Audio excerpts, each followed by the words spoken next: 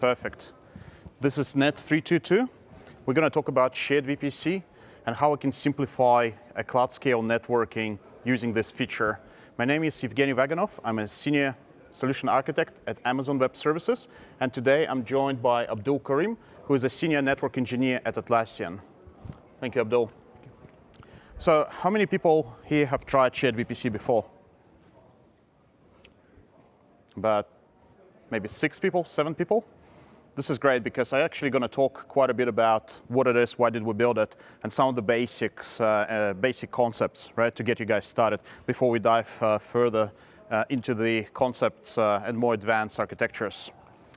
So let me take you through the agenda. So I'm going to start with why did we build shared VPC in the first place, the key concepts and considerations that you should know. Then I'm going to welcome Abdul back on the stage, and he's going to talk about Atlassian, what cloud scale networking means for them, and how they're adopting VPC sharing at scale, and what problem does it solve it for them. And then I'm going to come back and share some final thoughts. After that, we'll take some questions from the audience as well. So let's talk about why did we build the VPC sharing in the first place. So most of you should be familiar with the multi-account best practices architecture called AWS Landing Zones. You might have built it organically over the years, or started on day one with this, or maybe used that as part of the control tower. What this architecture means for you and your network is that essentially with each new AWS account, you're segregating your network into multiple VPCs. And so at scale, your network looks something like this. In the bottom right corner is your existing network on day one. You go and launch your first workload. You have a first VPC. A little after, you have multiple additional VPCs for dev, test, stage environments. At some point, shared services, some additional applications. Some of you may have built a transit VPC as well. I don't know, anyone lucky who built one? I think one person. Well, maybe not so lucky. It's actually a bit hard to manage at scale. Then obviously connectivity back to your on-premises network. And at some stage, things like microservices happen and DevOps in your organization, right? And you're innovating at scale. Now you have lots of accounts and lots of VPCs. And over the years, we tried to make it simpler for you and your network. We launched features like AWS Transit Gateway to make it simpler. But this network has some downsides. There's more benefits than downsides of doing it this way, but there's still some downsides. So if I look at what those downsides are and benefits, right, and try to contrast them against each other, with many accounts and many VPCs, you get self-service. Each team can go and create their own network and design it in the exact way that they want. But what if you wanted centralized management? What if you want a centralized team that controls and provisions the network in exactly the way that you desire, in terms of security segmentation, in terms of all the resources that you need to provision within that network? Another benefit of having multiple accounts, multiple VPCs, you get extremely granular billing, right? You're paying, you know exactly what you're paying in that account for all the network components and all the components of the workload. But then you quite often end up with duplicate resources, right? Duplicate NAT gateways, duplicate VPC interface endpoints, right? And those are real resources that cost money. With multiple VPCs and multiple accounts, all the VPCs are isolated from each other by default, like they're not connected. Yeah, and you have to make a conscious choice to connect them with things like VPC peering. But then as a result of that, you end up with a complex edge connectivity. You might have to build multiple VPNs, or you have to introduce transit gateway, multiple virtual interface perhaps on your direct connect. But another benefit, you minimize the blast radius. Many companies pay millions of dollars to actually reduce that blast radius, right? And the many VPCs architecture suits that ideally. But then at big scale, you also end up with a lot of wasted IP addresses, right?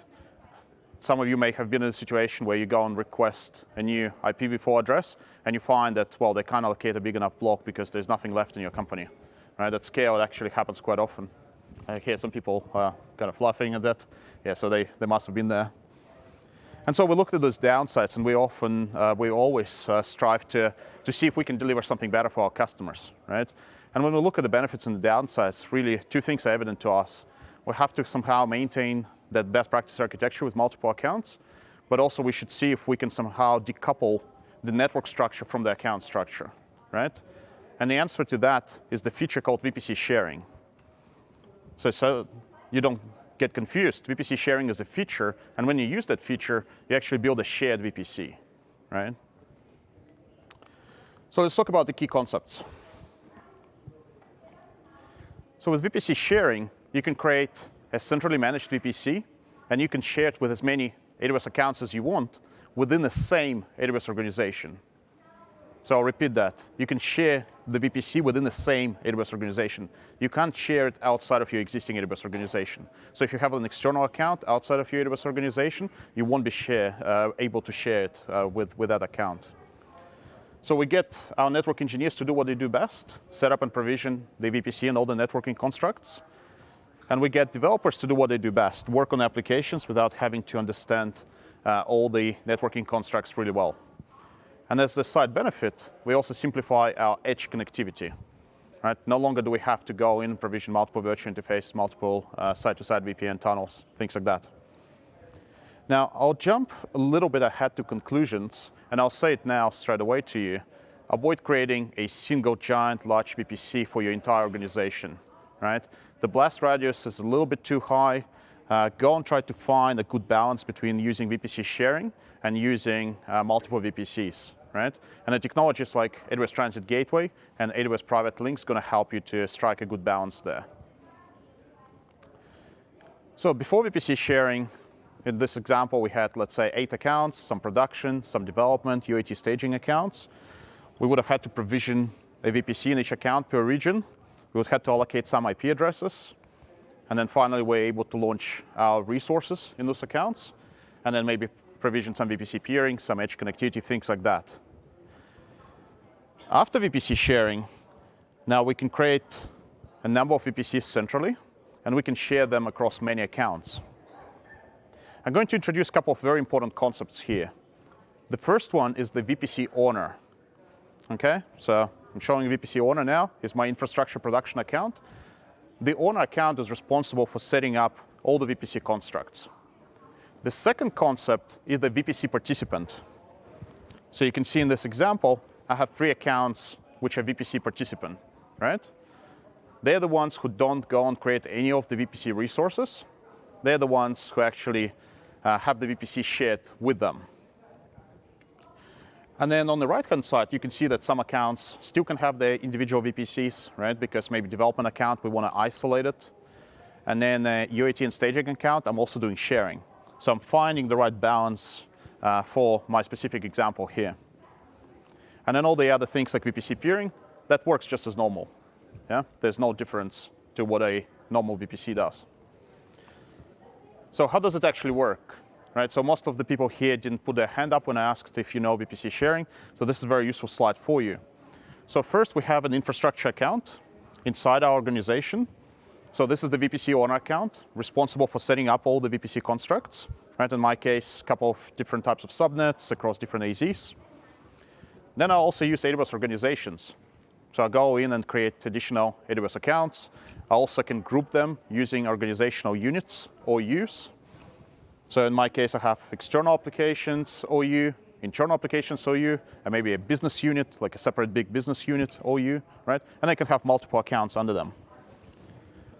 So the AWS administrator can come in and use the tools that they already know, CLI, command line interface, CloudFormation, AWS Management Console. And then they'll use something called AWS Resource Access Manager, or AWS RAM for short. So in there, they can create something called resource shares, right? This resource shares, they're essentially like groups that allow you to pick certain resources that you want to share on one side, and the accounts that you want to share those resources with on the other side.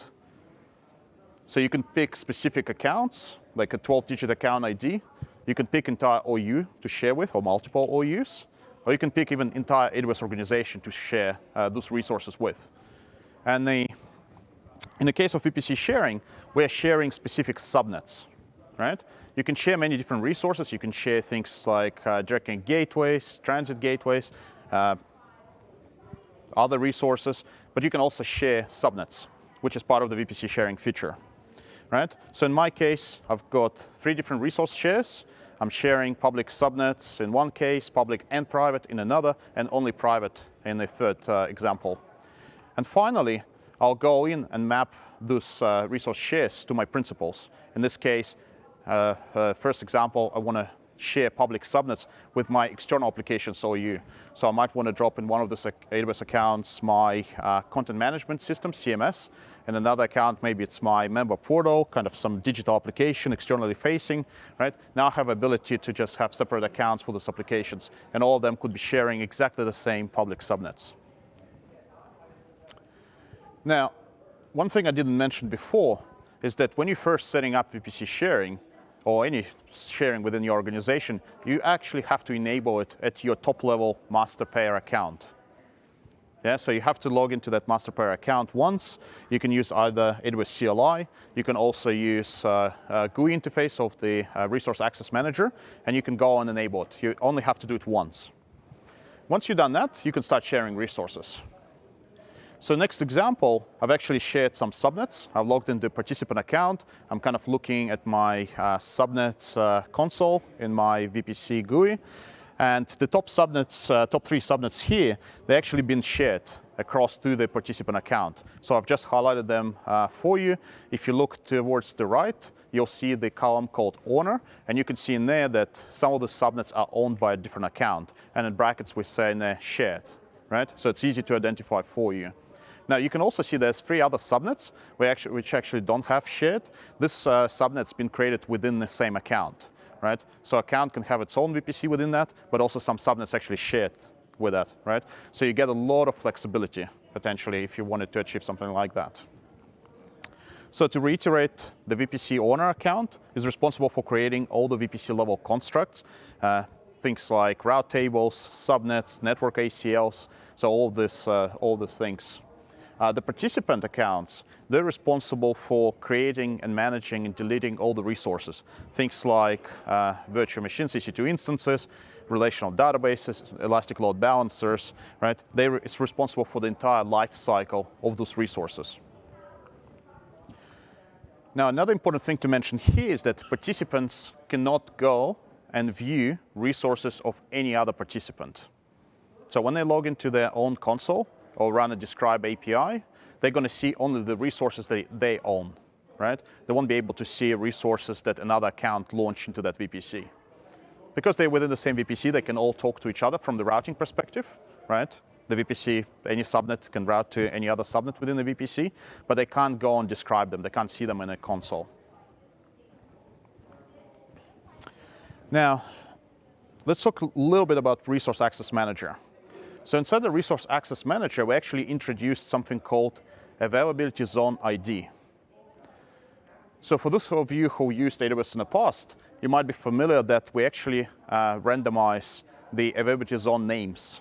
So if you log into one account and you look at your AZ names, they're not going to map to exactly the same underlying infrastructure as any other account that you might have already in your organization. Yeah, sometimes they might match, but quite often they will be randomized and they will be just different, yeah? So it's good for us because we give you different AZ names and you launch resources in different AZs, and we make sure that underlying infrastructure is properly utilized, right? You never pick up kind of the first one in the list, AZA, right? If everyone did it, then AZA becomes really, really big and everything else becomes small, right? That's a hard problem. But in here, we actually give you this new AZ ID, which maps to the proper underlying infrastructure, right? So if you target that, you're going to get a couple of different benefits. So the first benefit, it's very self-explanatory, I guess. If you're launching into the same underlying infrastructure, your latency is going to be less, right? You're not going to be jumping from one set of data centers to another between AZs, right? You're targeting same AZ ID in different accounts. You're going to get benefit of that low latency. But the second benefit, and kind of in my example, you can see the mapping is different between 2 different accounts in the screenshots I took in my environment. But the second benefit in here is that you actually get a free transfer between different accounts as long as the resources are launched into the same availability zone ID in the same VPC, right? So not only you get benefit of good latency, you're actually saving on data transfer as well and getting benefit of running in multiple AWS accounts, yeah? Kind of win-win-win, yeah? So that's great. Now, another thing I want to mention is in here, the VPC tagging. So when you set up VPC tags in your VPC owner account, on your VPC itself, on your subnets, they do not get shared across into your participant accounts. So if you rely on them for maybe billing reasons or maybe for security, right, they do not propagate across the participant accounts, right? That's something to be mindful of. Let's talk now about security and security groups and network ACL specifically. So the first thing you notice when you share your first subnets is that when you want to launch resources, you need security group. Yeah? The security group, which is the default for the VPC, is actually owned by the VPC owner. That security group does not get shared across. So the very first thing you need to do is actually create the first security group inside your participant account. So in this example here, I logged into AWS console, and I'm setting up security group, and I'm picking the VPC which is being shared with myself, right? Now, another important thing to mention here is that as part of the VPC sharing, you can actually reference security group IDs from other accounts which are part of that VPC sharing. Okay, what does it mean? Let me give you an example. So in this example, I've got a couple of inbound rules, and I'm able to go and just use the security group ID from another participant account and reference that inside my security group rule. So it automatically maps and resolves it for me. So if that participant goes and changes whatever the EC2 instances or maybe resources within that security group, I don't have to kind of know anything about the IP addresses that they're using, right? I already allow that security group ID, and they can do whatever they want to do with their resources in their account. Yeah? So that's a very useful thing. Now, I've mentioned that you can't use the VPC owner default security group, right? So you can't actually use any security groups you don't own. They don't get shared with you. You can't see them within your account. You can't use them, right? So you can't use any security groups that you don't own. Now, another thing to mention is that most of you would want to do a very strict security segmentation. So the VPC owner retains full control over the network ACLs. So they can use network ACLs to actually segregate some of the participants from each other where it's required. Now, there's a couple of services which are not supported as part of VPC sharing. There used to be a third service here on the list, Network Load Balancer. We actually launched support for that last week, right? So that's already available. Now, when I say they're not supported, what I really mean here is that you can't launch resources from the services inside participant accounts. You could still launch them within the VPC owner account. Yeah? So if you need a workaround, you can actually do that. Now, I'm going to talk about a couple of things that you need to know with billing. So as you would expect, a certain resources getting charged to the VPC owner account and certain resources getting charged to participant accounts. So the things that VPC owner provisions, like NAT gateway, interface endpoints, private hosted zone, Route 53 resolver, they get charged to the VPC owner account. So the VPC owner will pay for the hourly fee to set up those resources. They'll also pay for the data processing. And as you would expect, the participant account pays for all the resources that they create. So they'll pay for their virtual machines, they'll pay for relational databases, load balancers, Redshift clusters, all of those things. They'll also pay for data transfer out. So if they launch a web server, and that web server talks through Internet Gateway over Elastic IP address, they're going to pay for the data transfer out, right? So it's going to be allocated against that participant account, and you're going to get that good visibility of the workload and the cost that that workload produces. Now, another important point to mention, there are use cases where you probably don't want to use VPC sharing. So the first one is the blast radius. Imagine you having a cloud scale network, the cloud scale application. The application requires maybe thousands of containers and EC2 instances, right? Kind of very large requirements. You don't necessarily want to put that workload next to your enterprise applications into a shared VPC. Right? Give that workload an individual VPC, reduce that blast radius that this workload can cause to all the other applications. The other one, compliance. Right? An assessor comes in, you have an application which is in scope of some sort of compliance regime. It's very easy for you to draw them a box which says AWS account, within that a VPC, within that workload, and that's it. Right? There's no other networks no other applications that can talk to that workload potentially because they're part of the same shared VPC, right? That's very easy kind of point to sell to the assessor. The other example is divestments. So let's say you have a business unit, you kind of anticipate that you want to divest them from your business. If they are part of the shared VPC structure, they can't just go in and detach the account from your AWS organization and kind of go on their own way, right? They'll have to rebuild the VPC and relaunch all the resources. So if that's the case, give them their own VPC. Maybe they're going to have their own shared VPC across like different teams within the business unit. The other one is very large distributed organizations, right? At scale, centralized management becomes tougher, right?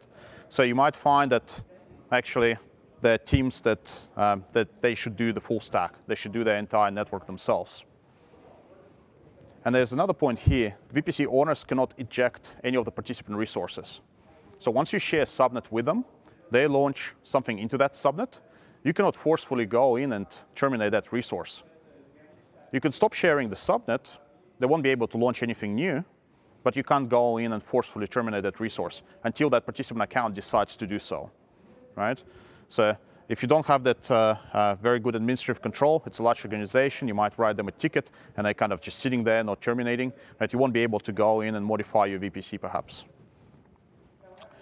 Okay, before I hand over to Abdul to talk about the use case that Atlassian is doing with VPC sharing, I'm going to recap the key benefits and use cases.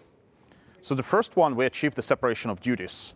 Our network administrators focus on what they do best, and we allow developers to innovate on the application front without having to have deep understanding of the network and having to go and set it up themselves. The other point here is that we achieve resource preservation. So we not only save actual dollars by reducing duplication, we actually reduce wastage of IP addresses as well. So that could be very beneficial for your organization. And finally, we achieve that decoupling of the AWS accounts from our network structure. So no longer VPC is tightly coupled to the AWS account, right? We can now go ahead and share VPC across many accounts within the same AWS organization. With that, I'd like to invite Abdul back on stage. So Abdul spends 99% of his time on keyboard, right? Actually spent last 12 months working on building VPC sharing as a feature. So now Abdul's going to talk to you about how they're adopting it at scale. Thank you, Abdul. Thank you.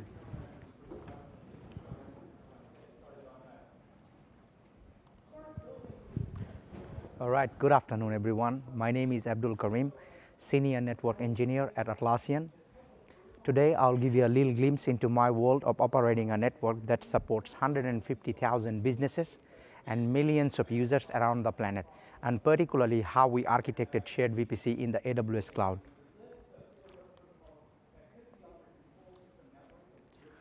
At Atlassian, we are all about team, and our mission is to unleash the potential in every team. It really blows my mind with the number of products we have today compared to when Atlassian was founded back in 2002 by our CEOs Mike and Scott on $10,000 credit card debt. We are probably best known for our issue tracking and collaboration software products, including Jira, Confluence, Bitbucket. I believe some or most of you in this room use our product on a daily basis. The last thing I will say about us before I jump into our network and shared VPC specifics are our values. Open company, play as a team, be the change you seek. Most importantly, don't upset the customer. And my favorite one out of these 5 is built with heart and balance. As my team builds the services for other Atlassians, success from the heart. To set the scene, let's do a quick rundown on Atlassian network. So our AWS hybrid cloud network has been built across 7 AWS regions and 5 point of presence or POPs. By design, our network POPs are within the same data centers or very close to the Amazon Direct Connect POPs. Today, we have 5 hardware-based network POPs, 3 in the US, 1 in Sydney, Australia, 1 in Dublin, Ireland. In our AWS-backed network POPs, we keep it very simple.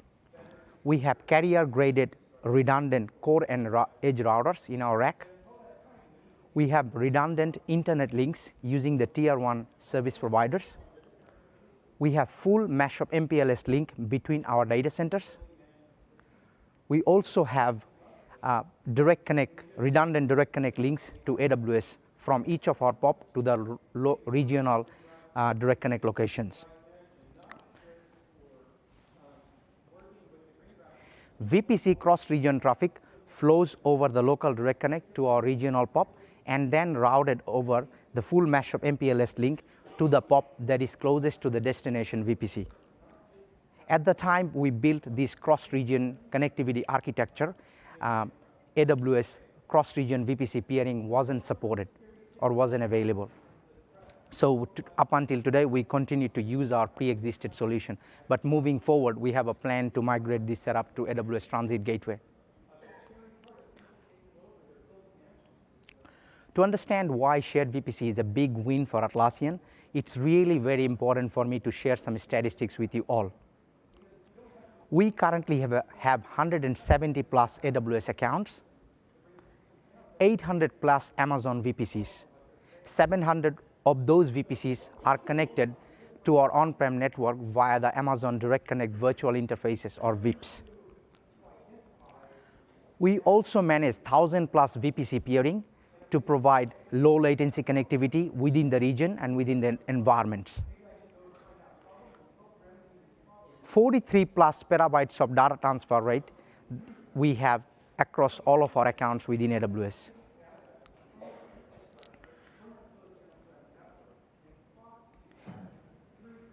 Atlassian lives the value of DevOps, and you build it, you run it. Before shared VPC, it was the responsibility of each of our internal team to do the heavy lifting of designing, building, and operating their VPC network infrastructure. Network team were handing off the responsibility at the VGW of the shared VPC, where we used to just hand over the provision the direct connect VIPs from the network engineering account and then send them to the to the other accounts owner, and then they will be just associating those VIPs to their VGW to have on-prem connectivity back to our data center.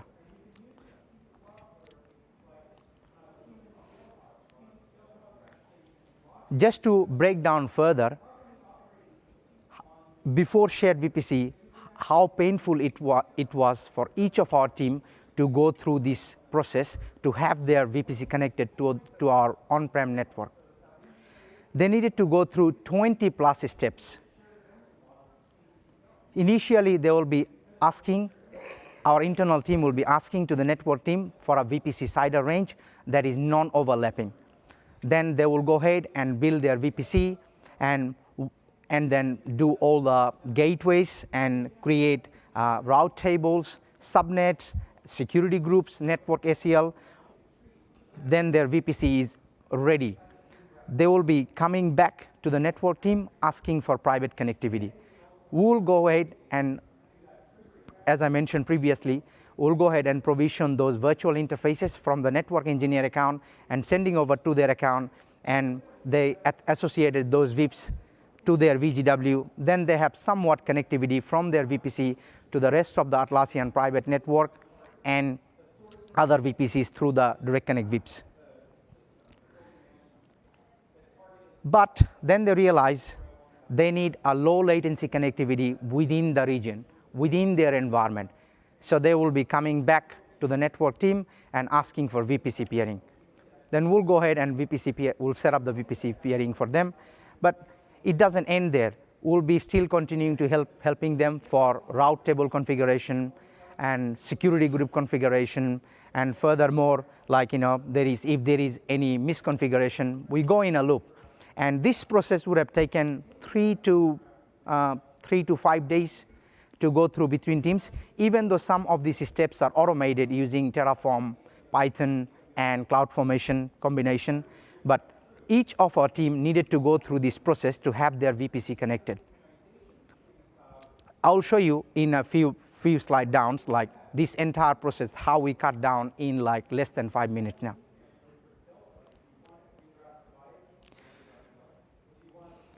So if we were continue to grow in this scale, in AWS Cloud, as a company, we have a number of challenges to solve. And the very first one would be cost. As you have seen, we have a large number of VPCs. We also have a requirement to have those VPCs connected within the region for low latency connectivity. Surely we can do that by doing VPC peering or hairpinning those traffic via the direct connect VIPs. But the more traffic traverses that construct, the greater our operating cost is.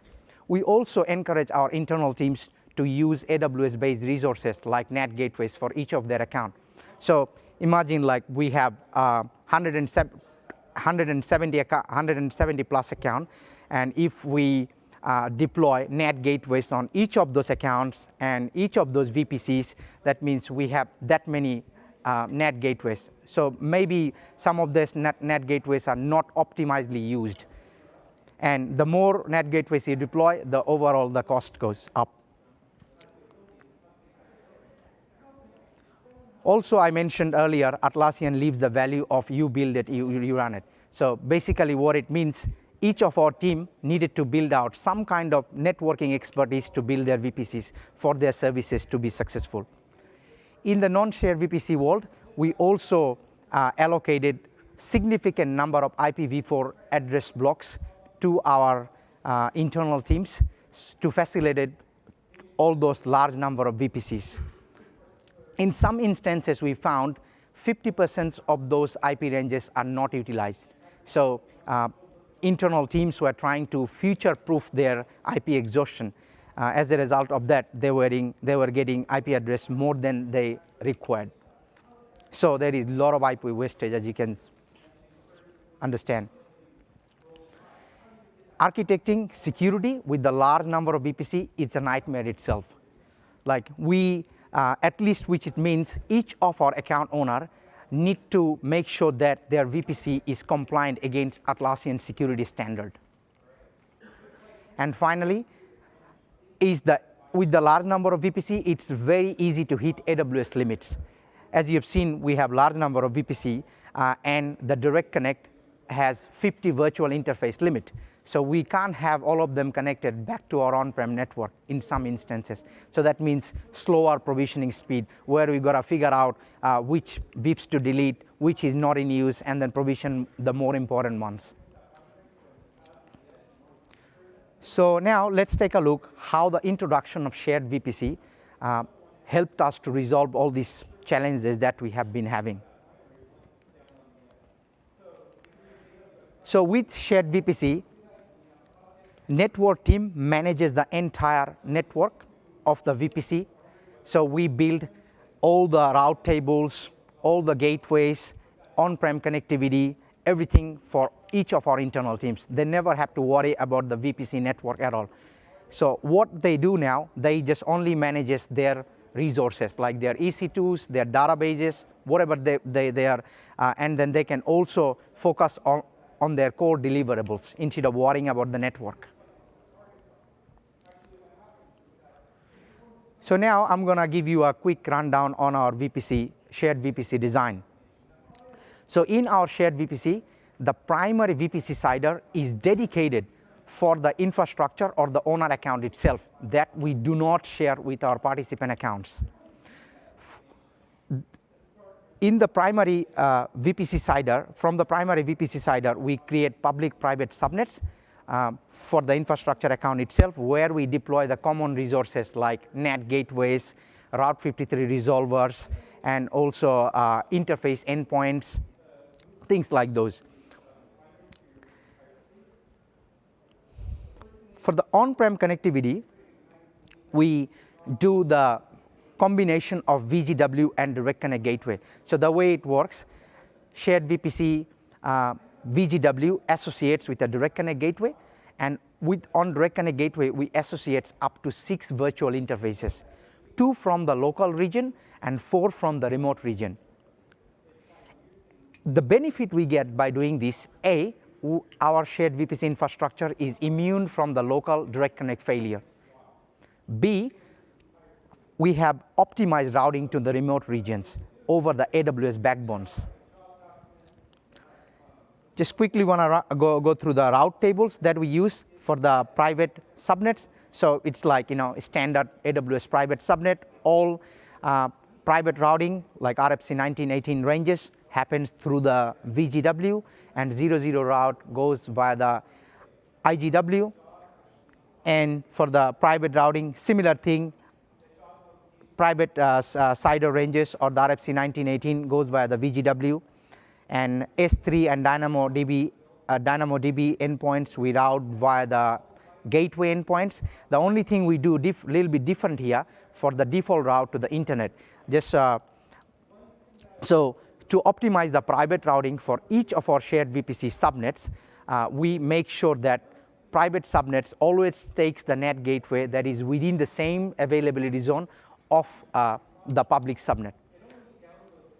So basically, we make sure that a private subnet does not take AZB's NAT gateway to go out to the internet, which would be suboptimal.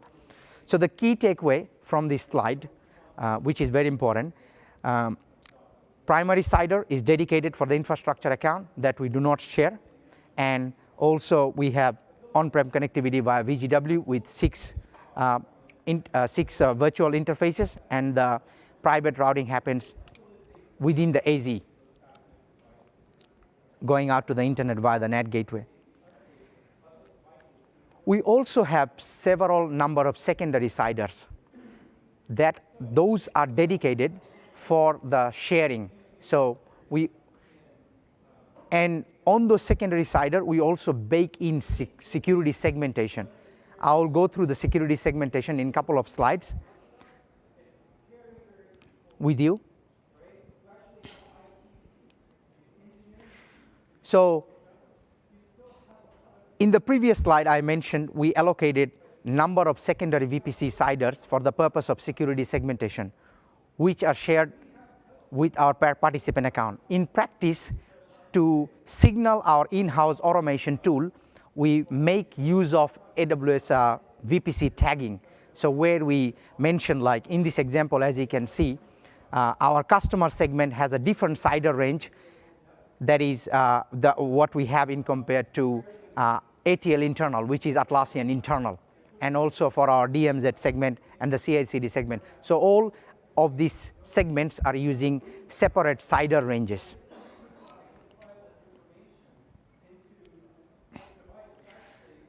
Let me now just quickly explain you each of our security segments. So we have 4 security segments: customer, ATL internal, which full stands for Atlassian internal, and we have a DMZ and CI/CD. In the customer segment, we deploy the services that handles our customer data, like user-generated content and personal information. And Atlassian internal or ATN internal, in that segment, we deploy services that is internal to us, like our internal HR system, our internal IP address database, things like this. And DMZ, in DMZ segment, we deploy proxy instances where we have and DMZ segment allows us to make cross segments call. Say a service in customer segment needs to make a call to Atlassian internal, then that traffic will be routed over the DMZ segment, where we do additional layer of security and authentication checks. And from the CI/CD segment, we allow all traffic coming to all segments, so our internal teams can build the CI/CD tools that can deploy services on each of those segments.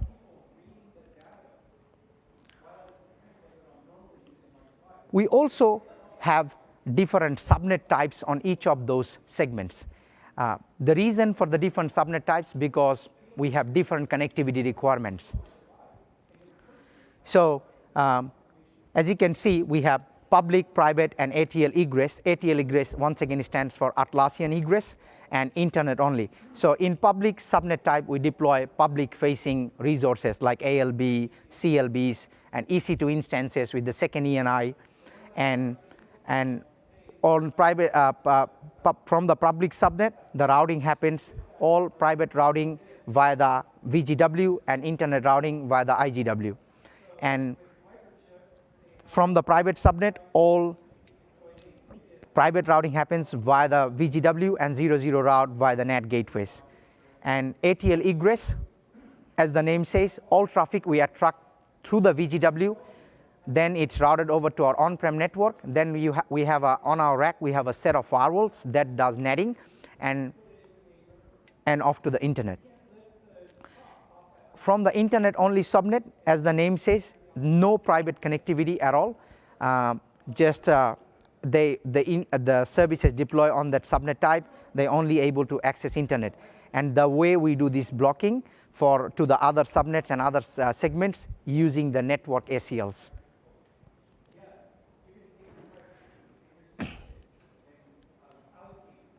So any of our participant accounts or the internal teams can have any of these subnet types, or they can have they can pick randomly, whatever subnet types they need for their requirements. So let me give you a quick demo to show you how it all fits together. So before I play the demo,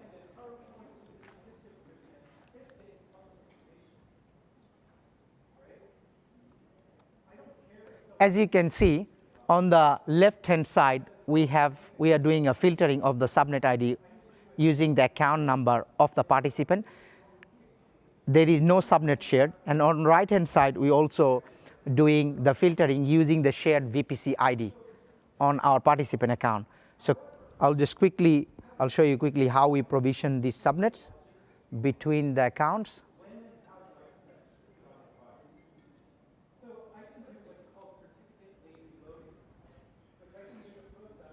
So we run our in-house tools that we created, and then we select the region, we select the environment, and we select the subnet length and then subnet type, and we also select the security segment, and then we put the participant account number, as you can see, mapping account number.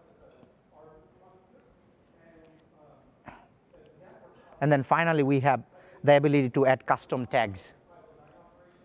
And we run the tool, then we do our authentication against our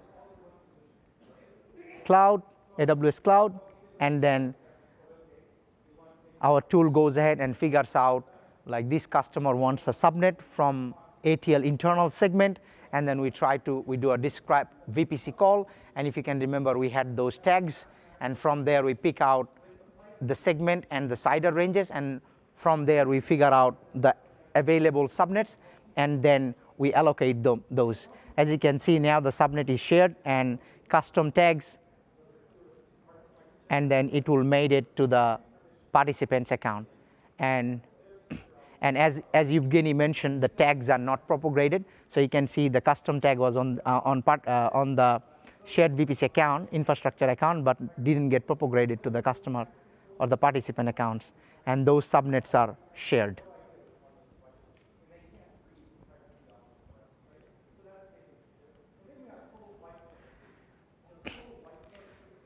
So with Shared VPC, we have been able to solve all those challenges that I mentioned earlier. We no longer have the requirement of the VPC peering traffic. We also don't have the requirement of hairpinning the direct connect. So as a result of that, we're able to reduce cost between our participants. And with network team taking over the VPC network construct, our internal teams now can focus on their core deliverables. They no longer have to worry about the network. So expert team takes care of the network. And also we no longer have the wastage in IPv4. Our internal team doesn't need to worry about future proofing from the IP exhaustion. They will just request the subnet whenever they need. And also it's very easy for us now not to hit those AWS limits, because with the large number of VPC, we were running out all the VIF limits. By consolidating all those VPCs now, handful of centrally managed shared VPC, we no longer subject to those limits.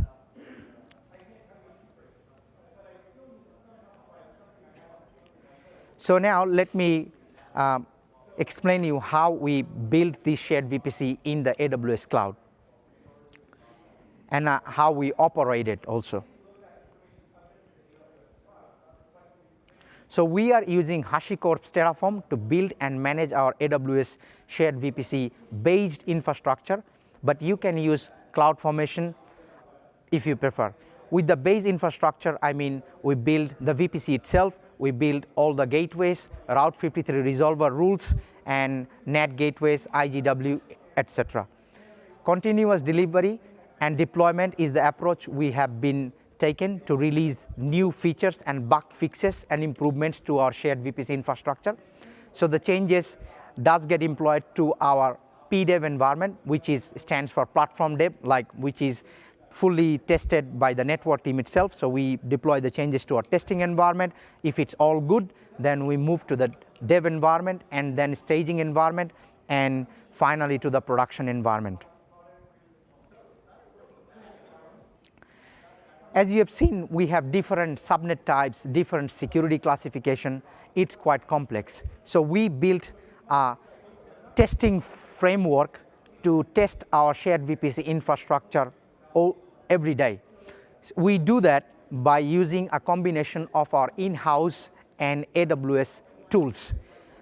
We use our in-house Bamboo tools, and we use multiple AWS technologies like ECS, EKS, and also Autoscaling Group, CloudWatch Rule, and CloudWatch Logs and S3 to combine these tests together. Let me show you how this test workflow works.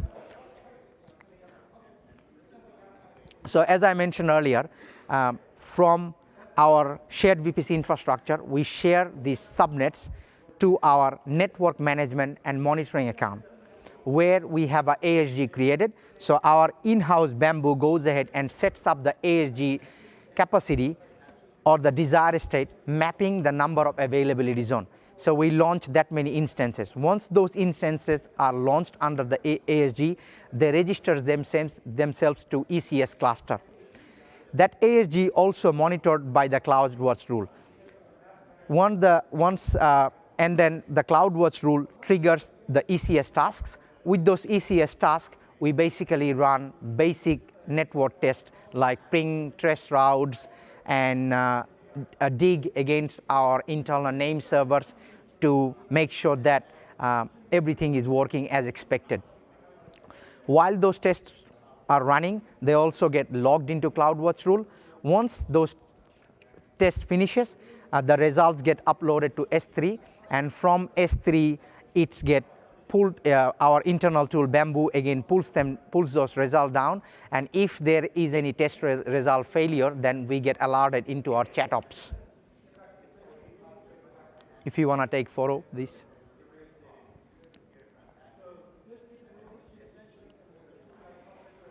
So now let's have a look how we monitor and various aspect of our shared VPC in the AWS Cloud. So we are doing two types of monitoring. We monitor the network subnet allocations. We also monitor the network health of the shared VPC. So the way we monitor the subnet allocation of the shared VPC, we basically monitor the private and public subnets from the shared VPC infrastructure itself. The way we do that, we have a CloudWatch rule that triggers a step function, state machine, and then that step function triggers a Lambda. What this Lambda does, it goes ahead and describes all the subnets that we've created under shared VPC. Once those, and then calculates a metric out of that many subnet has been created from a CIDR range, and that metric gets sent to SignalFX, where we build our visibility and alerting dashboard.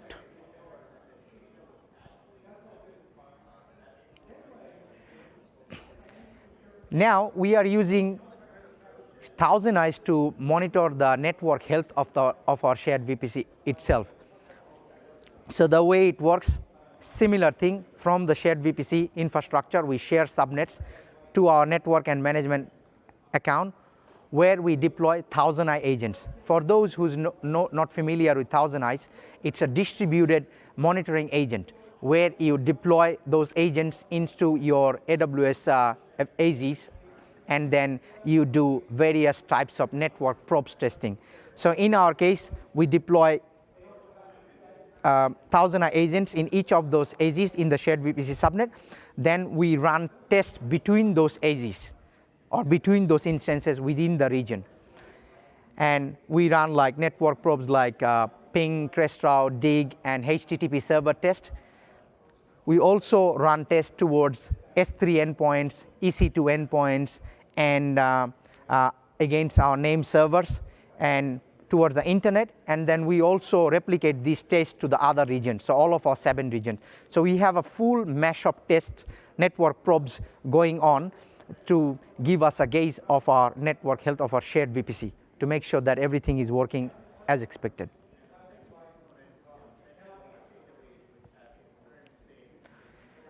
So at the time we are building shared VPC at Atlassian, we encountered few issues. And the very first one we hit, it was no NLB support in the shared subnets that we share with our participant accounts. But the good news is, as of last week, AWS started to support NLBs into the shared VPC subnets, so which is a big win for us. In compared to large number of VPC, shared VPC can be blast radius for some of the organization. But in our case, it's not very different with the large number of VPC we have today. We manage all the VPC peering I mentioned earlier in region. We manage those. Our VPC peering is managed centrally, and our direct connect is also managed centrally. In fact, the additional things that we manage in shared VPC, it's the NAT gateways, network ACLs, and DHCP option sets. And also, as you have seen, like we're doing a progressive rollouts to shared VPC infrastructure. We make changes to our platform environment first to ensure that everything is smooth before we move to dev environment. If it's good there, then move it to staging, and then even when we touch our prod environment, we go region by region. We deploy a change in a region, and we let it soak for 24 hours, and then move on to the next region. So that's how we can overcome the blast radius problem. So what's next in our shared VPC journey? So in compared to the non-shared VPC world, where each of our team were able to spin up their VPC and create their subnets instantaneously. But in shared VPC world, you've seen that even though there is like 2 to 5 minutes wait, they have to create a ticket for us, and they have to provide all those security segment and the subnet they want, and then we go ahead and run the tool to provision the subnet for them, which has built-in network and security segmentation. So we're trying to make that experience similar to AWS. So we are building an API, in-house API, where our internal teams can hit the API and fulfill their subnet requirements as they do with AWS API. We have so far onboarded our internal teams, Kubernetes and anti-abuse and some of our other teams to shared VPC infrastructure, but we have planned to migrate most of our internal teams to shared VPC in the coming days. We are also planning to integrate AWS Transit Gateway into our shared VPC infrastructure, and finally we'll be rolling out IPv6. Thank you so much for listening to me. I'll get back Evgeny again to the stage to give you the parting thoughts. Thank you. Thank you, Abdul. Thank you very much, Abdul. Lots of interesting lessons from that implementation. It's very specific to the scale of Atlassian, but hopefully you've been able to learn some of the approaches that they're using. I specifically like the monitoring. They're doing that monitoring at scale across all the VPCs and all the different path that their traffic takes. At 800 or 700 plus VPC scale, they would have to run 2,000 plus instances just to do that monitoring. Like with VPC sharing, you can actually afford to do that type of automation, that type of monitoring that Atlassian is doing. So, final thoughts. We get VPC sharing as a feature. You don't have to use it. You can continue using individual VPCs, right? but if you do, it gives you some of the very interesting benefits where network engineers can focus on what they do best, and the developers can move faster, and we can also consolidate that edge connectivity. Once you provision it to a VPC, it's there. So we have the feature, we have private link and transit gateway to support our journey to strike the right balance for our organization. And we have some very interesting examples of how customers adopting it, in this case, Atlassian. So with that, I don't know about you, but I'm ready for replay tonight. So I'd like to say thank you. Thank you for attending and listening to the end.